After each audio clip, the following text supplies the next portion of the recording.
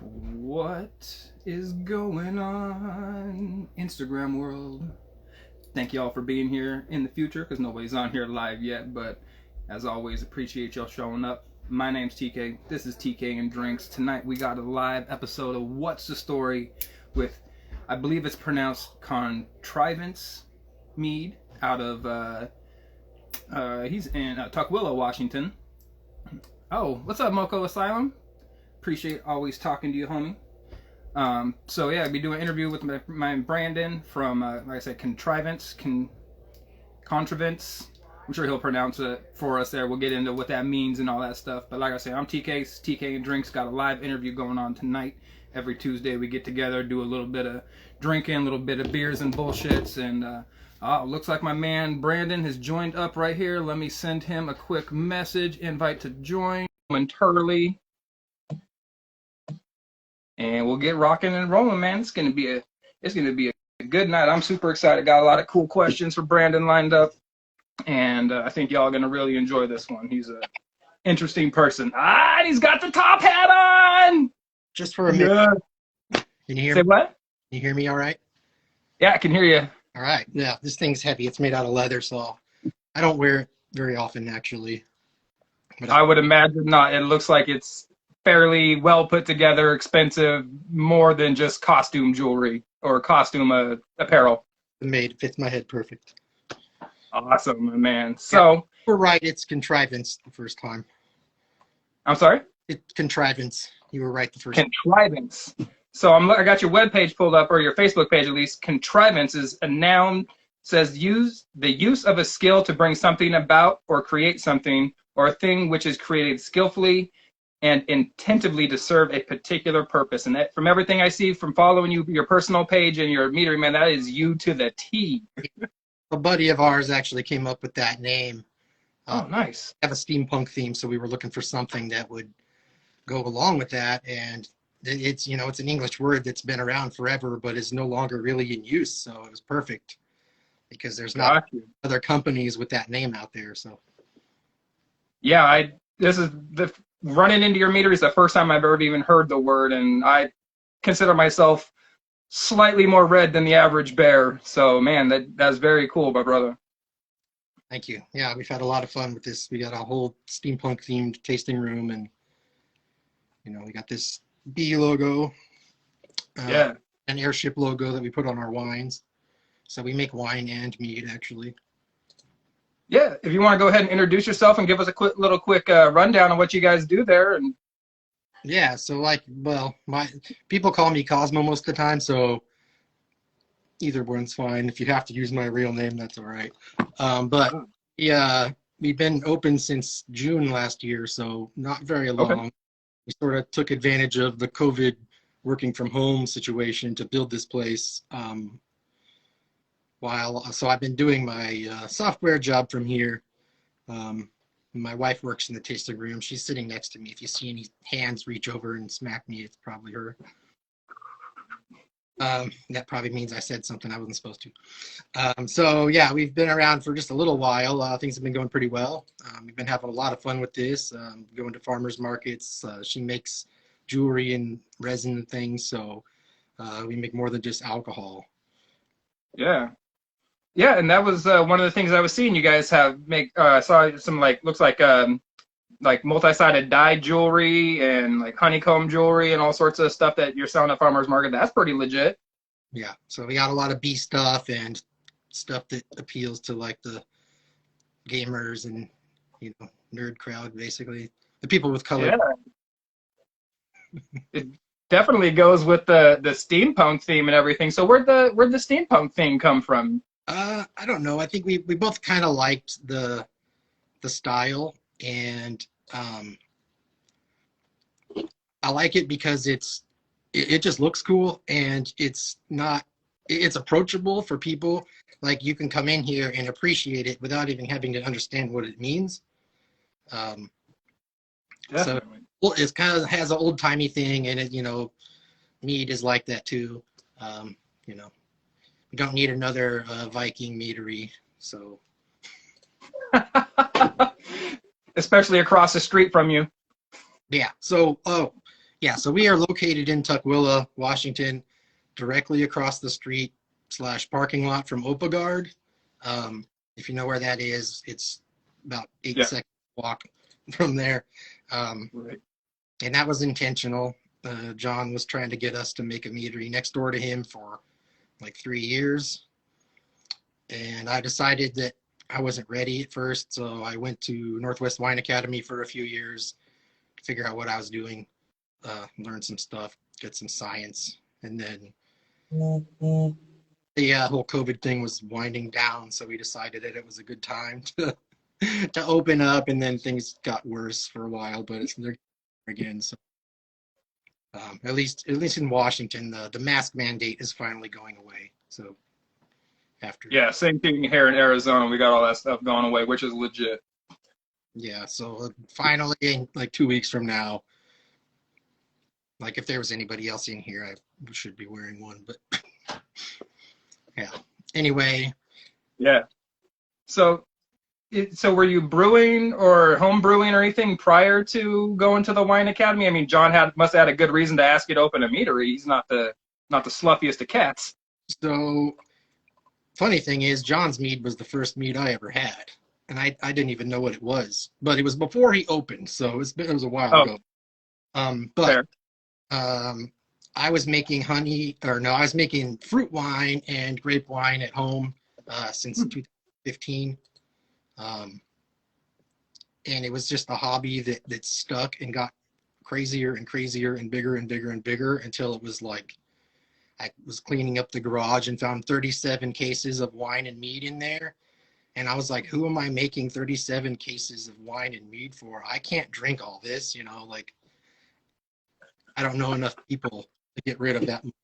So basically we kind of, always thought we wanted to open up our own place. And we finally, when COVID happened, three people I know died in 1 month. COVID, but it made me realize that I'm waiting around for someday, and those people never got there someday because they probably had stuff they wanted to do. So I decided to just do it. And like John said, he says, you're young enough, you can drive this thing into the ground and still be fine. So hopefully that we don't do that, but yeah. So it's kind of funny. The very first day we started making mead here, we made 200 gallons in the first day, which is, the legal limit for a home brewer for a whole year. So right. I thought that was interesting. And we've made a lot more since then, obviously, but yeah, it's a lot of honey. Now your limits are in the hundreds of thousands of gallons. Yeah, well, we're not making hundreds of thousands of gallons, but yeah, you can make as much as you want. The government just wants their tax cut. Exactly. They don't care what you make. They just want their fetty. Before we get too much farther in this, are you drinking something tonight? Oh, looks like you are. But yeah, what are you drinking on there, brother? This is our Zephyr. It's a traditional. And if you hear that beeping in the background, that's people following or liking us on. That was Instagram beeping. That gadget's over on the end of the bar. Yeah, so I'm just drinking a little bit of our traditional. Yeah, I was unfortunately not able to get a purchase in from you prior to this. Been kind of wonky with the funds this month and everything, but I will definitely be making a purchase from you, and like I said, have you back on and do a little something for that. Yeah, that'd be fun. Heck yeah. So you've been around. You had your meadery only open for less than a year, it sounds like, or 6-7 months now, and you've been home brewing wine and fruit wines for a little while and everything. How are you liking the brew and the mead versus the fruit wines and the regular wine, the grape wines? So what happened was I was basically buying all the fruit I could find and afford to try to make different fruit wines several years. Yeah, back when I first started. And one day I decided to sweeten my Blackberry wine with honey instead of sugar. And then I stopped making fruit wine completely and started making mead instead because I realized that white sugar is disgusting and honey is awesome. So Now it's all mead. My style here is a lot of big fruity melomel stuff. So here's a bottle of our Blackberry. I Yes. consider that our flagship mead right now. It's the sweetest thing I've ever made, but it's right in between sweet and semi-sweet on the mead competition scale. So it's really sweet to me, but other people don't think so. But it's very well balanced and delicious. Starting gravity, final gravity. The reason I'm drinking this other one instead is because the bottles are way over there, and that was the first one I could reach. Fair enough. So you said that Blackberry one's the sweetest one you've done. What's the SG and OG on the, or final gravity? Like 6 bricks, so that's like 1.025 to 27. Yeah, that's So it's got some sugar left in it. Our next sweetest one's probably the blueberry pancake, and it's only half that much. So, oh wow, yeah. holy cow!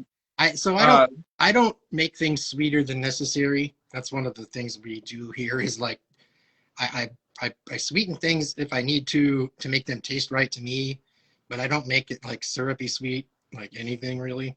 Right. I know there's a lot of people that appreciate that, but there's also other people that expect syrupy sweet a lot. So I think there's a time and a place for everything. I think some of the syrupy sweet ones are certainly much more syrupy sweet than they should be. There's some cats out there who are, that's all they do. They want that stuff basically to coat the glass and look like it's been painted and stuff like that with all that legs and whatnot. But pour it in there, and before you even drink it, because of how thick it is. Exactly. Like it almost like if you set like a cherry or something on it, it would sit there. You could just like watch it just slowly sink in there. It's so viscous. But some of them are pretty good. But I like ones that are more in the like technical, like your type stuff, man. You're trying to make it the technical way. You're not trying to, like you said, overly back sweeten it to something ridiculous. I want something that somebody just has the like the slogan for your name or the definition of your name. You're using skill to be using a skill to bring something about and create something. You're doing something for a particular purpose. You're not just sitting out there driving heavy fruit bombs because you know that's what's going to sell. You want to make a fruit bomb, but you also want it to be a high quality product as well. Yeah, So we had a batch of blueberry when we first opened that sold out pretty quick, and then we followed that up with a raspberry one that sold out fairly quickly also. So every time I make another one, I'm making more than I did the previous time. So nice. I've got a triple berry batch with blackberry, raspberry, and blueberry. It's in barrels right now, aging. It's pretty much ready to go. We've got 8 meads on the wall right now, so we've got more. A lot of different flavors. So I'm kind of letting that one age for a while we sell some blackberry, because we don't really need them both at the same time. We've also got a bourbon barrel one aging that's already really good. Trying to wait 6 months before I bottled it, and after 1 month I was like, let's do it now. But I get excited and then I can't stop myself. But that one's going to be fantastic. We also got a batch number 2 of our blueberry, trying to keep things going so we don't run out. The farmer's market season's coming up pretty quick, and I realized at the end of the last season that my wife was selling mead way faster than I was actually making it. Oh. Yeah, we were just lucky that we had a little stockpile from when we first opened, so I'm trying to stay ahead of it so we don't run out. In the realm of problems, that's a good one to have. Running out? Well, having stuff sell fast. I mean, having something be so popular that it's selling. I mean, you're driving. It leaves the people wanting more. It's better than having 600 bottles sitting on the shelf that nobody wants. So for the holidays, we made a mold spiced mead, and we weren't sure how it was going to do, and I didn't want to make too much of it, and I wanted to make sure it was gone by the end of the year. So we made a really small batch and then sold half of it in 2 days. And I'm like, I'm no mathematician, but I don't think this is going to last till the end of December. November. So we quickly made another batch, and it lasted till December 2nd. So This year we're going to make a lot more. But we had people months later coming in here like, you guys got any more of that spiced one? We're like, that's been gone for a long time.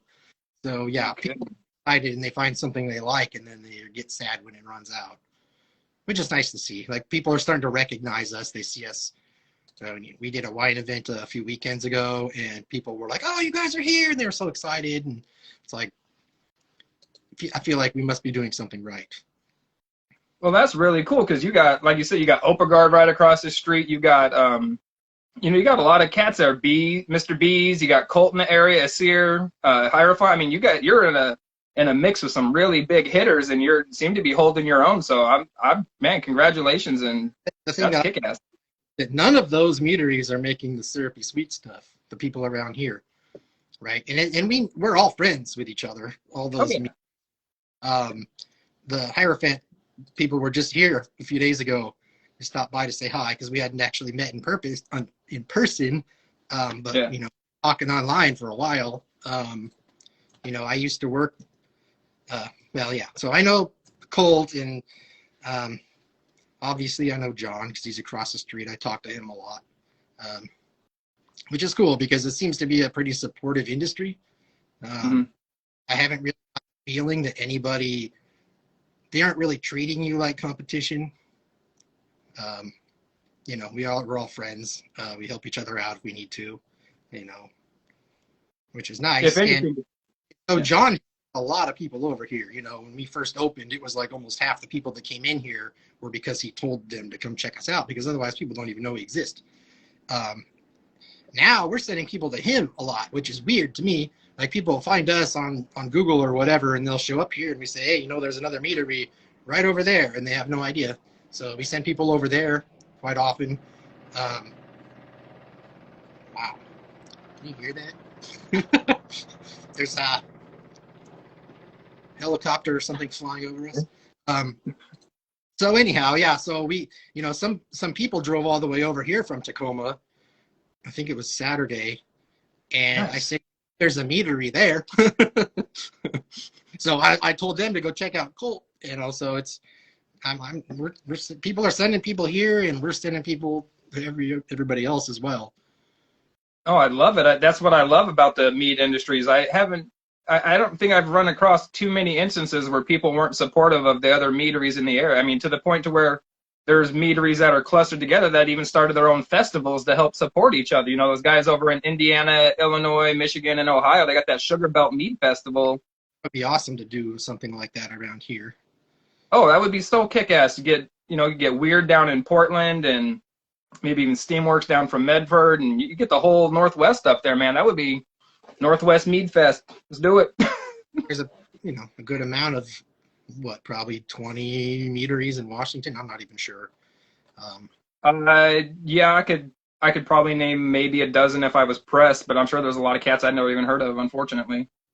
And when there's 1,000 wineries or 1,050 wineries, it's like you can't tell which ones make mead just because it's a winery license that the meaderies have. So, right. Because they've got mead in their name. And then other than that, Sky River, that thing beeping again. Sky River, they've got mead and wine in their name, but they don't even make wine. We're thing, but we're making both, at least for now. But we do sell a lot more mead than we do wine, to be honest. Interesting. And you get your grapes and everything there? Are they Washington grapes and stuff from over in Central? Yeah. Nice. Gotta love that. We've been buying grapes from for several years.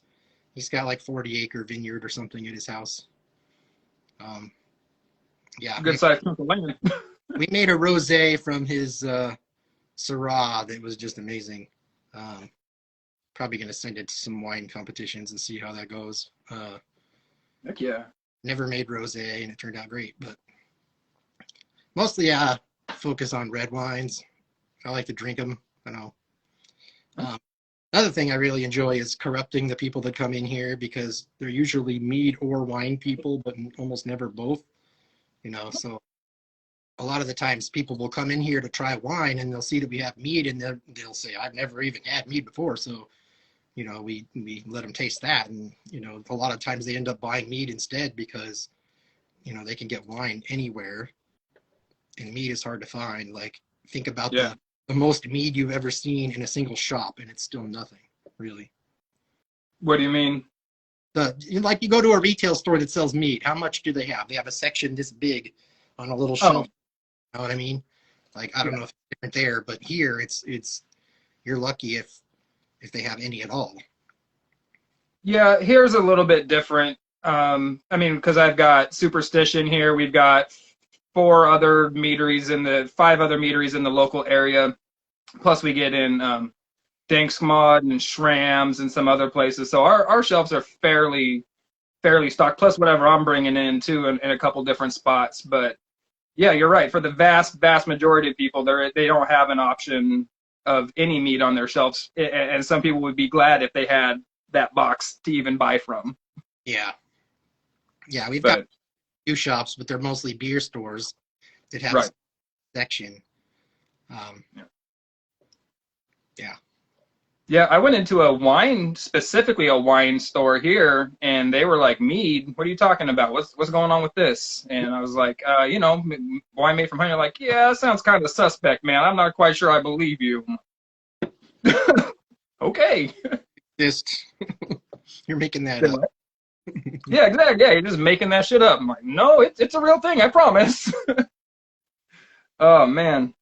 So one of the other things I wanted to get into and ask you about is, now I don't see a lot of it posted on the meaderies page for obvious reasons, but in your personal life, you take that contrivance over to, like, you work on and build classic cars, or at least one that I've seen. Yeah. Yeah. And Yeah, I got a 66 Stingray last. nice. I've been slowly working on it. My parents had it for a few years, and then they Gotcha. downsized their house and didn't have room for it anymore. So I'll take this off your hands. you want a Corvette? And I'm like, I guess. So I've been working on that a little bit here and there. I'm kind of looking forward to the weather not being terrible. You probably don't know what that's like. I'm from Washington, man. Weather, yeah, but I mean, like, terrible weather for you means you have to wear pants, but you can still go out. For where I'm at now, yeah. Today was a balmy 87 degrees. I'd be complaining if it was that hot here. Yeah. I mean, I'm battling to not turn my air conditioner on. Like, I refuse to turn my air conditioner on in March. It's the 1st of March at that, so I'd be a little bit sweaty up in here. But yeah, I can understand. I totally remember waiting for decent days to go driving my cars in Washington. Those days were the glorious ones. Yeah, so sometime around June or so when it stops raining, it'll be. No, you mean after the 4th of July. Everybody knows it doesn't stop raining until after the 4th of July in Washington. Yeah, so yeah, I do other things too, like that Lycomatic device. Let me see if I can take you over there.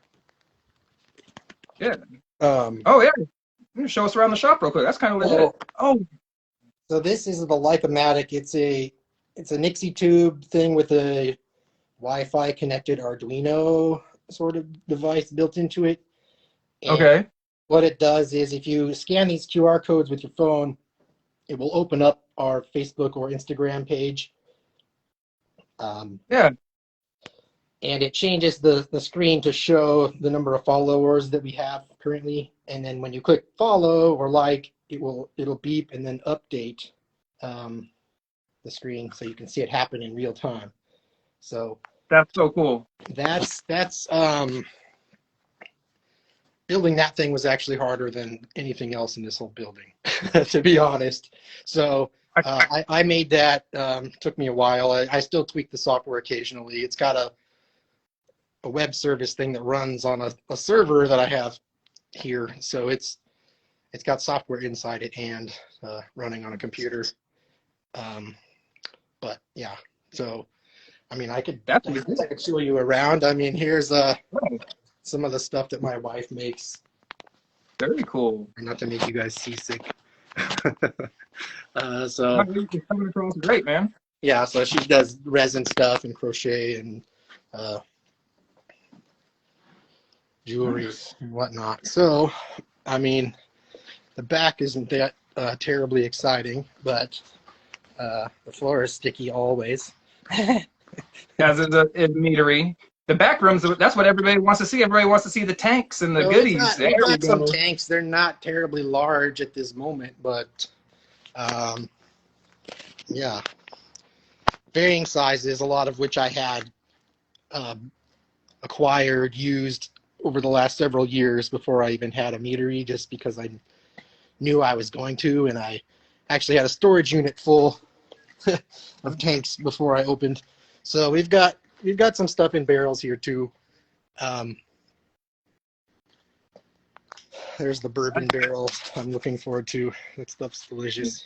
But a bunch of these are red wine from last year, so only 4 of these have mead in them right now. One of them is these. I can't see what I'm pointing at because I'm not standing in front of it. Those 2 barrels on the bottom of that stack is our mixed berry, blackberry, raspberry, and blueberry that I was talking about earlier. Yes. Yeah. So the blackberry batch was a little bit more than 1 barrel full, and I decided that wasn't enough, so I made that mixed berry one enough to fill 2 barrels. We'll see what happens with the next one. It gets a little interesting when you're getting up into the several hundred pounds of fruit because we don't have the right kind of tanks to deal with that, so it's can become a lot of labor trying to pull all those berries out. But yeah, as you can see, we've got 2,500 square feet here, so we've got some room to grow. We'll have to start moving upward as far as the space usage back there because we're not being very efficient at this moment. But yeah. No, but I mean, the fact that you have that much space to work with is amazing. I've seen meaderies with significantly less space than that. Yeah. 2 of them are close by that you've mentioned today already. Right? I don't even think John's spot's that big. Well, he took over the space, right? So it like kind of doubled. So he's got like 2 back rooms, but they're a different shape than mine. So I don't know how many feet it is, but I'm sure it's more. Well, then he used to have a Subaru in his, so. Yeah, I don't think. Yeah. Yeah. Do you sell T-shirts and hoodies and stuff like that? We don't have hoodies, but we do actually have shirts. I just got a whole box of them yesterday. Finally showed up. Yeah, it's kind of people like this bee logo. We sell lots of shirts at the farmers markets to people that have never even tried our mead. They don't care. They just like the bee. I like the airship logo. I think they're both cool. The whole steampunk vibe comes across really kick-ass, but I definitely dig that Zephyr logo. That thing's rad. So the airship logo. Yes. I don't know if the camera's going to focus on it properly, but yeah, it's Instagram. Silver metal. So there's a lot of metallic, transparent inks shining through on the. It's coming across. That's a lot. That's nice. Here's one of our mead labels with the bee on it. So you can see with the hat. The abdomen and the eye are gold. It's metallic. Yeah. So why did we did a logo design contest, and we didn't want a bee as our logo. But I said I'm thinking about a steampunk bee. I gave some guidelines. I wanted an airship where the blimp part is a bee, and so I just gave some ideas, and then these artists just went nuts, and I had to pick 2 of them because they were both so awesome. I couldn't choose one or the other, so that's why we used one of them on our wine and used the bee on the meads. Luke says, zip up hoodie on a 3XL. My bank account will be empty. Yeah, we did make one hoodie just for my wife. We ordered a special. Oh, sure. We could do more. We don't have them up for sale on our website just because the inventory is always really small and you just never know which sizes we actually have available. So that just means that he needs to get out to Tukwila to come buy one. Yeah, people come here and get them or get them at the farmer's market. So we're at the Burien Farmer's Market on Thursdays. Nice. That one's year round, so we've been doing that as long as it's not really nasty outside. But there's the Renton Market and the Maple Valley one we were doing during the season, so we're waiting for those to start up. And there's lots of other markets that we're going to look into seeing what we can do this year. They still do those Meeker days down in Puyallup? There is a Puyallup farmers market. I think it's on Saturdays. Yeah, Yeah. I don't know if it's the thing you're talking about, but we haven't been there yet.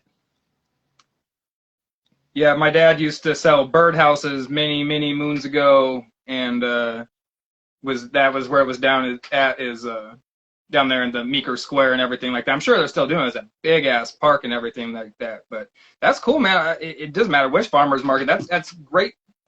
In my opinion, I always like that idea of going to the farmers markets. I wish I could go to a farmers market here and sell. They're wildly popular, but my understanding is you cannot sell alcohol at Arizona farmers markets. Well, that sucks.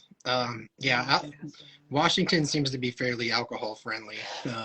We have to have a special like endorsement on our business license, but it's like under $100 a year. So yeah, Not a problem.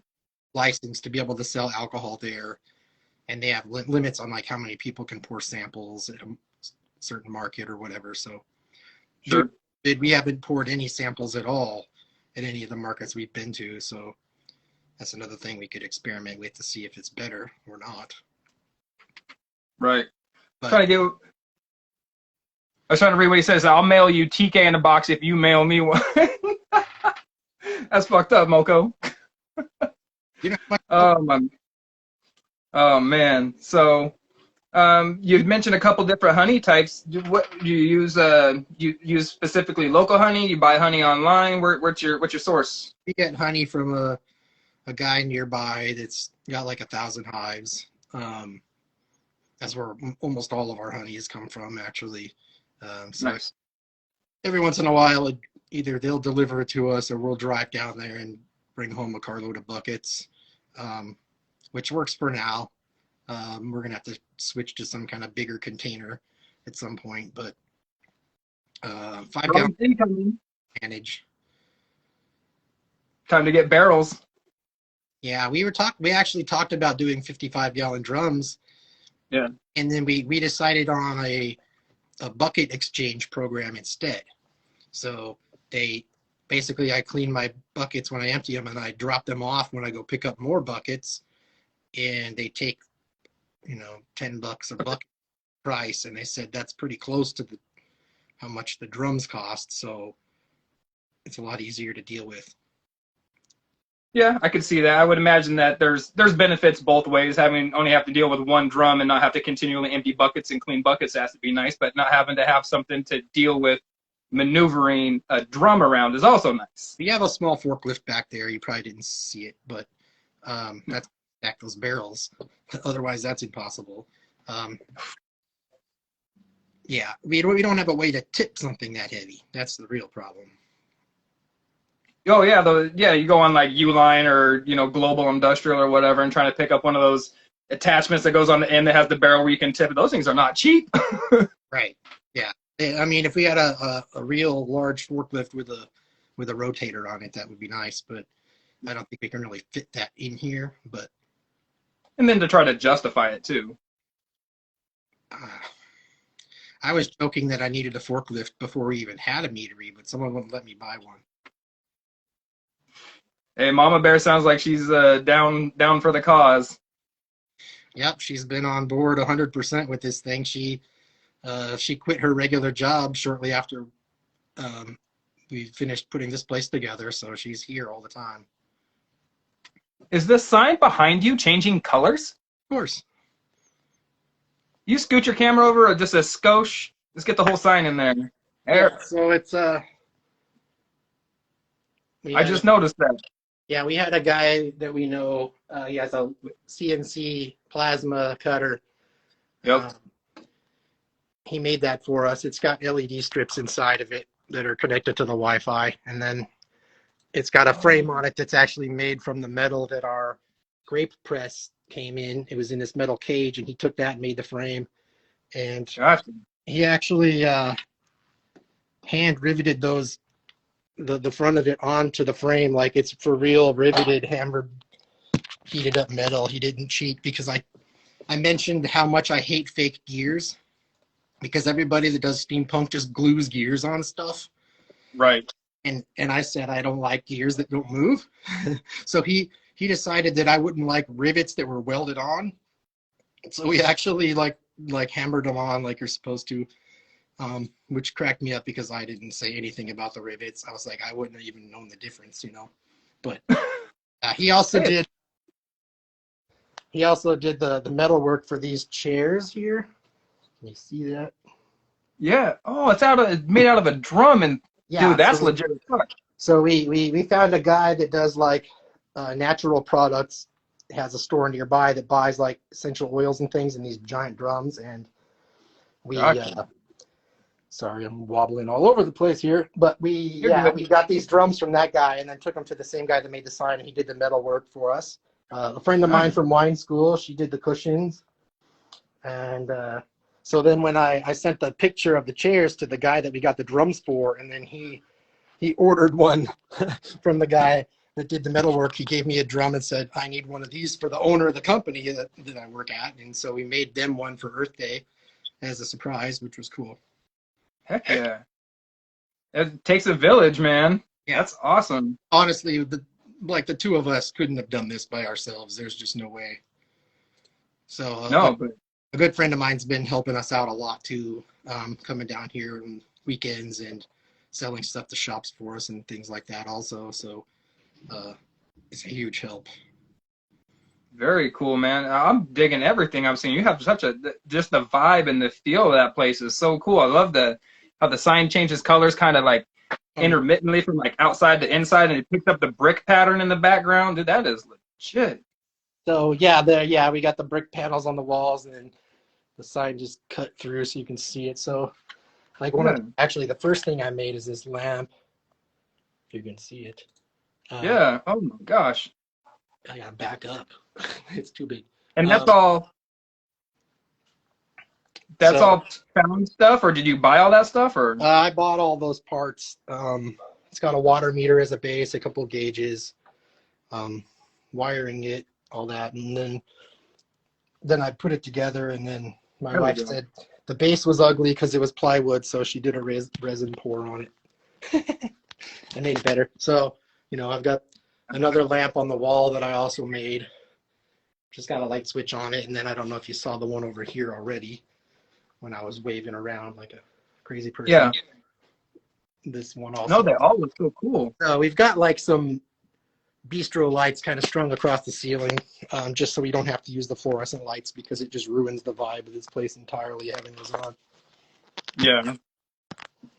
Yeah, the fact that you have to have a drop ceilings kind of takes away from the rest of the vibe of it. But we thought about replacing them because you can get like the corrugated rusty metal, and this so much money just to swap those out. It's crazy. So I've got this old phone on the wall, which nice. Was actually from my grandfather's house from when he was a kid. Hell yeah. He had it hanging in his dining room for as long as I could remember. And I went over there shortly, like right when we were building this place, and I said, what happened to your phone? Because he had been remodeling the dining room. He's like, it's in the garage. Do you want it? And I was like, yes. So 100%. We took it down here and bolted it to the wall. There you go, man. I totally love the vibe, the feel. Everything seems like it's a total you, man.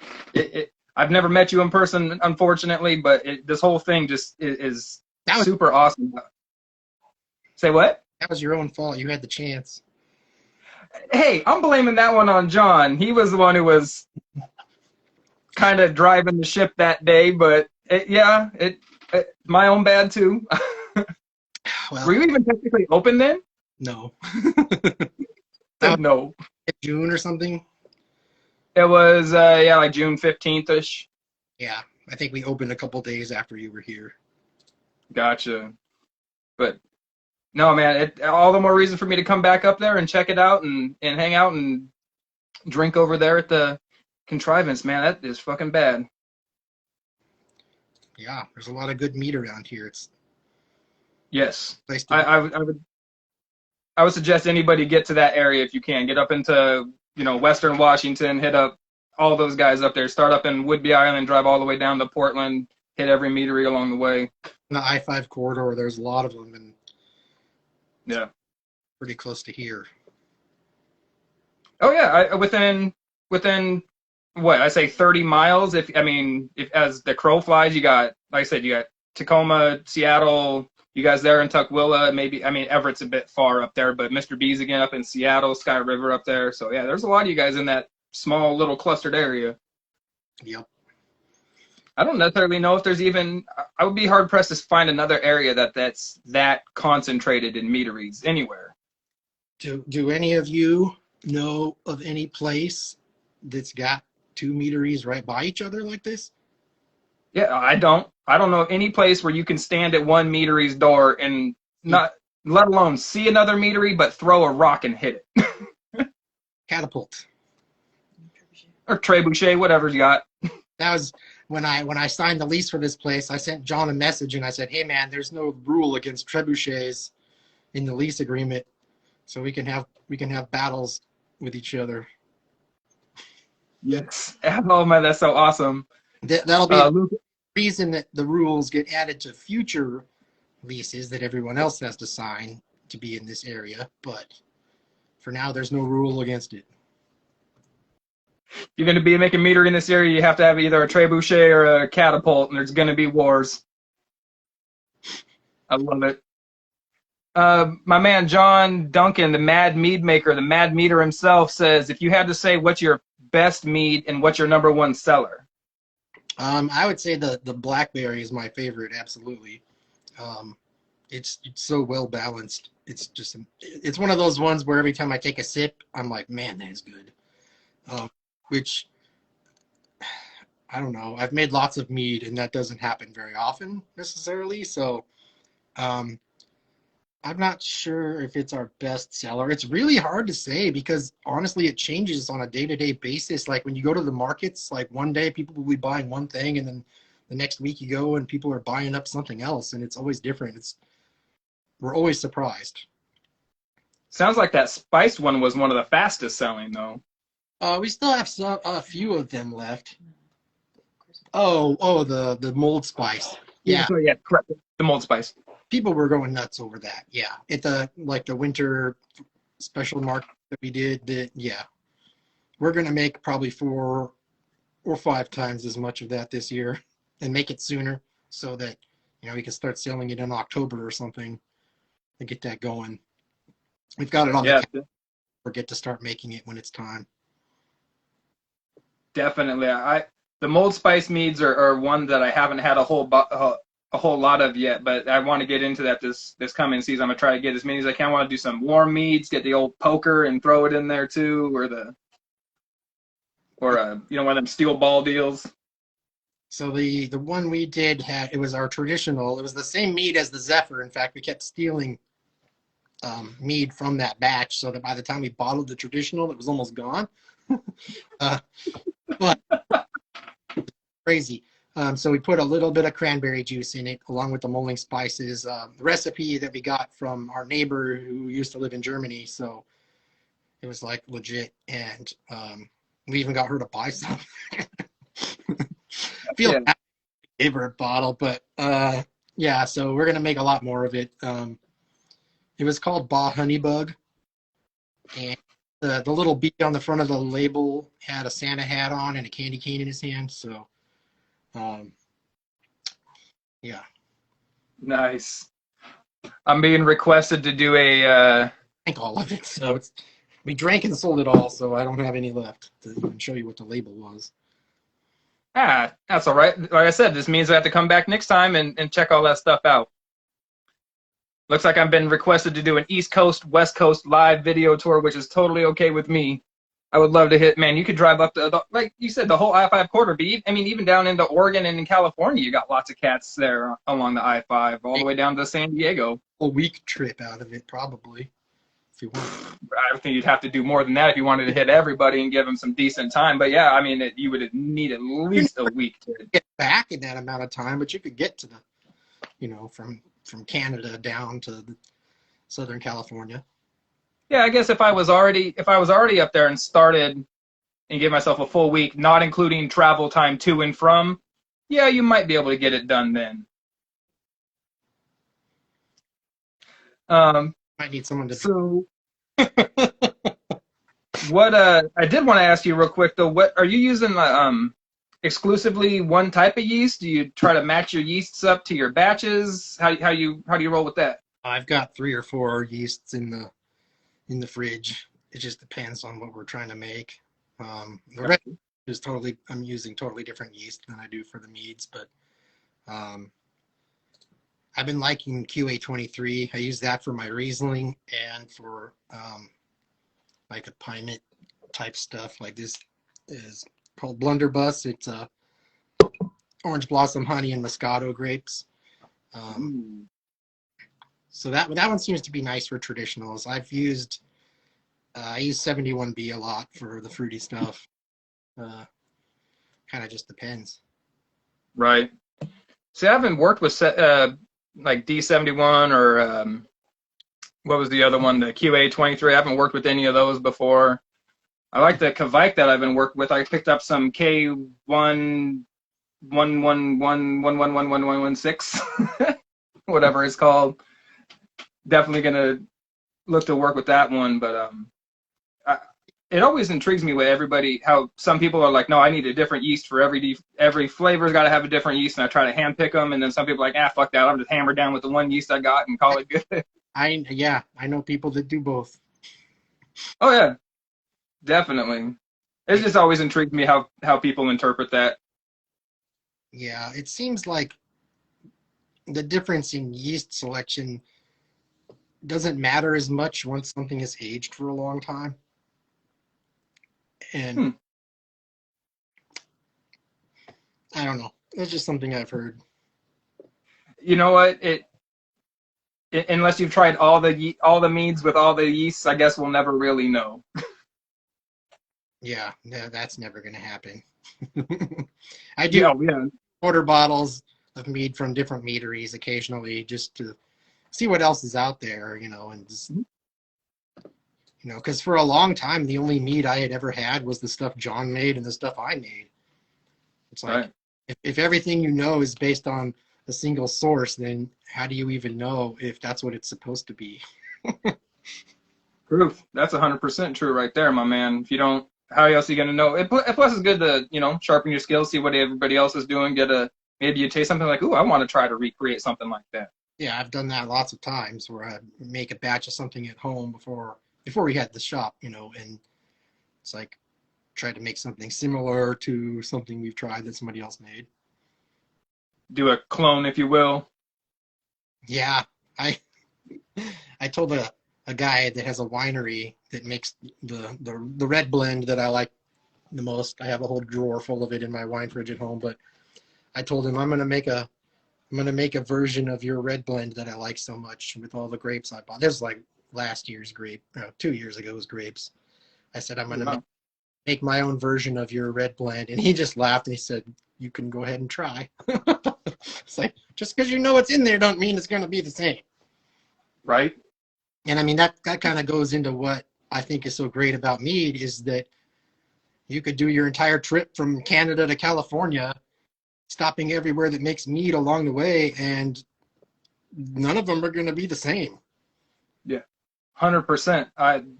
As opposed to when you're driving through Napa Valley or even over in like Columbia River Gorge and stuff, you get a lot of cats that produce a lot of similar stuff. Yeah, that was the last time we went wine tasting in Woodinville, right before the COVID shut all the tasting rooms down. After like 3 or 4 of those, I'm like, okay, it's this kind of grape in French oak. And I'm like, these all taste the same after 3 or 4 different stops. And it's like, mead doesn't really do that because there's so many different fruits and things that you could make it out of, and different kinds of honey, spices. Like it's so much more flexible than wine. Like I honestly am not sure how people survive opening a winery where you have to make a red wine and age it for 2 years before you can sell it to anybody. Like it's crazy. Lots of liquid capital. Of course, I'm doing it. I've got some barrels in the back, but I'm selling mead in the meantime. And we've got some wines now, but I don't know how people can do it. I can batches of mead in like 3 months. There's a lot of people that would ask that of you. I mean, there's meaderies that have been open for 2 years that dream of having a barrel aging program, but they don't even have the space, or they don't have the, the funds to make it happen, or have, they're just sell out of stuff so quick that they can't afford to let something sit that long. So, I mean, I think it's all relative. Yeah, I'm trying to let stuff age long enough to be delicious. I mean, obviously, I don't want mead sitting in the back for a year. Right. If it tastes good already, then Unless you're John and you have a barrel that you forget about that gets lost. Dude had a barrel sitting in there for almost 2 years that he forgot about. That was hilarious. there that day he found it because I was like, I gotta try this. You're cut out there. What? I went over there the day he found it because I had to try it. Was it delicious, as he says? It was completely dry, but he was gonna, sweeten it with some special honey. So I didn't get to taste the final product, but the barrel aged characteristics that it had it was tasty. Nice. Yeah, I didn't get I don't know if I've even seen him post the bottles of that one yet, but he was pre-selling it to the people in his club. oh, that's right. That's where I saw it at. Bottles that sold out very quickly. Yeah, that's what it was. I didn't even get a chance. It was less than 24 hours and it sold out. And there was also some drama about the bottle glass shortage, which you all probably don't really have to worry about. But well, I don't personally know. no, yeah, it's hard to find bottles right now. Oh yeah. So There's one meadery down in North Carolina that's exclusively using recycled bottles. Yeah, there's a which lot I think is trying to do that. The problem is there's like legal requirements for what you've got to do to sanitize and sterilize them and stuff before you can reuse them. right. You can't just rinse them out with Star Sand and throw new meat in there, Right. Yeah, it's not how it works. So, And I think it's even more than that. I think it has to be like the label, and there can't be any like residual glue left over. It's a whole thing. yeah. Okay, so the question is, what's the craziest mead we've ever made? And it's probably this blueberry pancake, which Yes. it's a blueberry mead made with some really earthy wildflower honey, with graham crackers added, and then sweetened with real maple syrup. So it picked up a lot of cinnamon from the graham crackers, and so that's probably the weirdest one. The other weird one is this perky pie, which is a pie mint that's Cabernet, Merlot, and Syrah in it, and cold brew coffee. And funny enough, those are both made with the same honey. But yeah, this graham cracker thing is it's interesting. It's very complex. Some people's brains get confused when they taste it. There's a lot going on there, but yeah. And this batch was one that we had been working on since we opened, and it took a long time to finish because it was cursed. I ended up having to make a second batch and combining them together, for reasons I don't want to get into really, but Fair enough. I stopped it from fermenting, and then I needed it to ferment more because the alcohol was too low. So then it didn't want to, which was my own fault, but it happens. Yeah. So yeah, that one's pretty wild. It's the real maple syrup makes it kind of tasty. It's not really as sweet as you would think. So like I was saying earlier, it's got half as much sugar in it as the Blackberry does. Right. East Coast won't allow without a brewery license. I was really shocked that the TTB didn't ask any questions about that. Like, I just said graham crackers, and they're like, cool, good luck. The thing about that was trying to get them back out of the mead after it was done. I said, okay, I'm going to sweeten this and then filter it, and I poured all these gallons of maple syrup in there, which is expensive. I'm sure you probably know that. Real maple syrup is expensive. And then I realized I couldn't filter it because it was full of cracker crumbs. And I'm like, this is just going to ferment if I don't get the yeast out. So I had to put it in a tank and chill it for like a week to get as much of that to settle out as I could so that it would even make it through a filter but not ferment in the meantime. So that actually worked. But All right. I don't know if I'm going to put graham crackers in anything ever again. We'll see. Put them in a brew bag. It's really fine because it just turns into like misty particles when it's, once it hits the liquid, it just dissolves into like, I don't know. Gotcha. Huh. What's John's last name? Your last name is Duncan, John. Unless you mean John Opegard. He's the meadery across the street from Cosmo's place here over there in Tukwila, Washington. John Opegard Meadery. Give his stuff a try. Go check him out while you're checking out Contrivance's stuff as well. So if it wasn't for him, we wouldn't be here. Pretty sure that's just flat out. Like, That's the same. I wouldn't be doing any of my stuff if it wasn't for John. He's like, hey, why don't you do this? Hey, why don't you do that? Dude is massively encouraging to people to do their own meat thing. Yeah. And supportive. Classes also over at his shop for people that want to learn how to make it themselves. Yeah. That's kind of an interesting thing, like people come in here to the tasting room all the time, and I pretty much, there's nothing I won't answer. It's not like we've got trade secrets, so like how I can magically ferment honey better than anyone else. It's everybody's doing the same thing, right? More or less. Right. So people ask questions because, like, I would say, I don't know, maybe a third, like a huge chunk of the people that come in here to buy mead make mead themselves already. So it actually turns out that the best part of this job is just sitting around chatting with people that come to visit. Right, just getting to BS with everybody that comes in there. Because like I'll talk about winemaking stuff with people for hours. Like people have to drag me away because I won't stop. Well, that's what I like, man. That's why I like chopping it up with everybody on this channel, man. That's just getting to know people, getting to hear what their what their story is and what they're all about and everything. I'm loving it, my man. You got about 5 more minutes. You got about 5 more minutes for me? Oh, geez. I don't know. I know 5 is a lot, dude. That's a big ask. I didn't like prepare any like musical numbers or anything.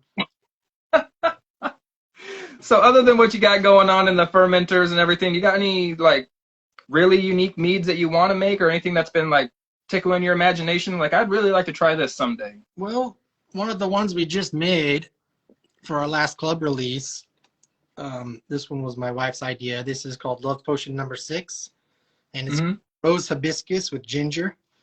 I don't know if you can see that, but there's a little hibiscus flower on the bee's head. Yeah. It's got the little 6 in a hexagon so that people get the what is called number 6. So that one we did for our club release that just came out for Valentine's Day. Yeah, that. Then see, I want to do a chocolate cherry. I made it home. It was really good. We had a strawberry rhubarb. That was one of our first batches that's long gone now. We still have lots of rhubarb in the freezer waiting for me to start making some more. I do plan on making another batch of this blunderbuss, but with Riesling instead of Moscato. Nice. I've got a big chest freezer full of stuff waiting for me to do little experiments with, basically. So you got all sorts of ideas floating around in there. Yeah, ideas are easy. It's actually being able to do it that's the trick, right? Like, ideas aren't worth it. The execution that matters. So, right. But we have been, as we think of things we want to do, we've been putting stuff on the calendar so that, we have them ready for the correct time of year. And there's obviously fruit is seasonal, which is a big part of making the stuff we do. So you don't want to try to make a batch of blackberry in the middle of the winter when there's no blackberries available. So there was somebody following us on Instagram. That's so cool. You can hear it beeping over there. Now, when that beeps, it flashes over there on the display how many followers and likes you have or whatever? It only does that if you scan the QR code. So when you scan the QR code, it changes the display to show the number, and then it's sitting at the Instagram or Facebook API over and over and over really fast for about a minute, and then it switches back to, it only updates every 10 minutes if nobody's scanned the QR code. So I got you. Whoever followed us could have been 10 minutes ago, basically. I got you.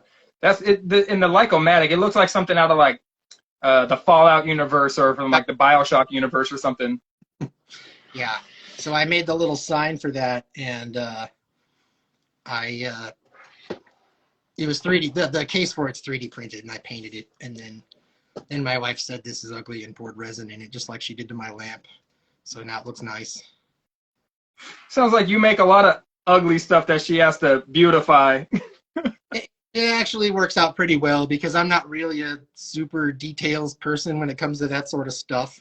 So having someone else come in and make it nice is works very well for us. So Part of that teamwork thing we were talking about. like here with each other like all day, and you know we're still married, so Like I said, you guys must be doing something right, my man.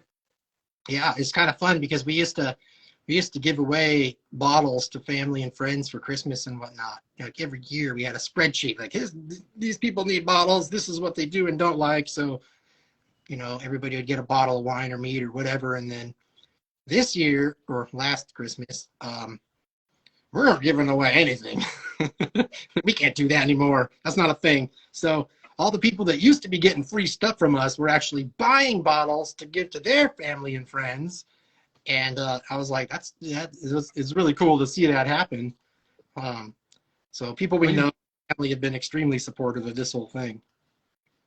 That's freaking rad, man. I'm super happy for you. I'm super excited and glad I got to talk to you today. And I'm really disappointed in myself for not making your meet happen, but I will definitely. That is on it's the first one on the top of my list to pick up a bottle, the bottles of. We've got some, so. Excellent. It'll be there when I'm ready. Yeah. Awesome. Well, if you got any parting words for anybody who's watching. No, not really. Well, I got some parting words. Go give Brandon or Cosmo and Contrivance a follow. Give him a like. Go subscribe to their channels. Anything he got going on over there, follow, like, do all that stuff. Support his business. Go buy some mead from him because this dude, I'll tell you what, if John Opegard supports this guy, you know that, you might not like the flavor profile. You know it's going to be a technically well-made and proper mead. So. Thank you. That's probably true. Oh, you're very welcome, my man. Go ahead, anybody out there, if you're not already following me, I would also appreciate that. And, man, we are up upon the 7 o'clock hour. What's that? So when you first were doing your videos, your hair was a different color every time. And it kind of became That was because I didn't have a job where I had to not have funky colored hair. Now I get to have quote unquote normal colored hair. Oh, I know. I saw it was blue. I'm envious as fuck. So my beard doesn't hold it. My kids started dyeing their hair when school got out during the summer. And when my office closed almost 2 years ago, when they got out of school that June, I dyed my hair, and I've just been re-dyeing it ever since because, like, I haven't gone to my office since then. So, yeah. I would love to continue to dye my beard and mustache and eyebrows, but the color doesn't hold it. It's so oily that it just, I mean, within less than a week, it'll be almost faded out to nothing. I can't justify buying that expensive ass dye because I only use like decent stuff. I'm not going out and using like, Kool-Aid or anything like that. Although Kool-Aid might actually be more effective. Yeah, maybe. Yeah, you have to doing that. Right. All right, man. I'm gonna let you go. Thank you so much for being here tonight, brother. Yeah, thanks. That was fun. Heck yeah, man. You have something to taste. Yes, definitely. We'll do this again 100%, and we'll have bottles of taste and do a whole little thing with it and let everybody know what your mead's all about. All right. Thank you. Right on. Have a good one, my man, and I will chat at you later. Thank you, everybody, for watching. Peace.